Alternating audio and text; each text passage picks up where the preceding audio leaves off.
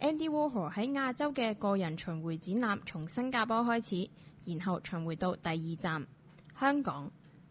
呢個展覽設於香港九龍尖沙咀嘅藝術館，一共展出咗 Andy Warhol 嘅400多件作品。喺香港嘅展覽當中，有一組 Andy Warhol 嘅代表作，呢一組名人肖像嘅毛澤東頭像，係第一次喺亞洲巡迴展覽中亮相。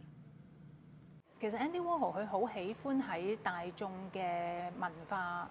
入邊去抽取一啲圖像，主要係一啲大家都熟悉嘅圖像，包括大家知道佢嗰啲金寶湯啊、可樂，其實都係喺流行文化入邊或者大眾文化入邊存在嘅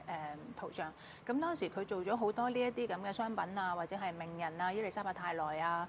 一個瑪麗蓮夢露啊等等呢啲咁嘅肖像嘅作品之後咧，就有人提議佢不如你做一啲政治人物啦咁樣。咁佢就諗到，如果係嘅話，我做毛澤東啦咁樣。咁佢就亦都係掌握咗呢一個時代嘅嗰個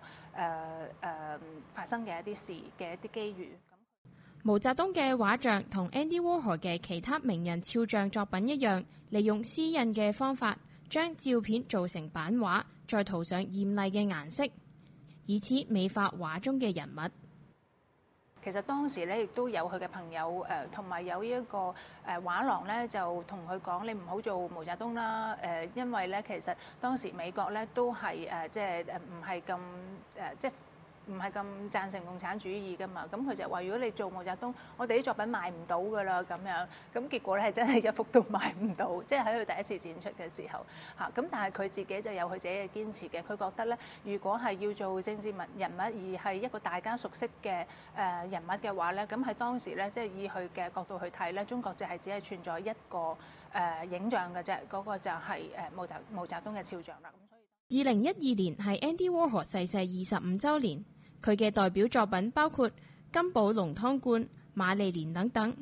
呢次喺香港仲展出咗佢喺1982年喺香港旅遊嘅時候所保存落嚟嘅相關物品同留影。Andy Warhol 嘅作品3月底將會結束喺香港嘅展出，佢嘅作品之後會巡迴到上海同北京展出。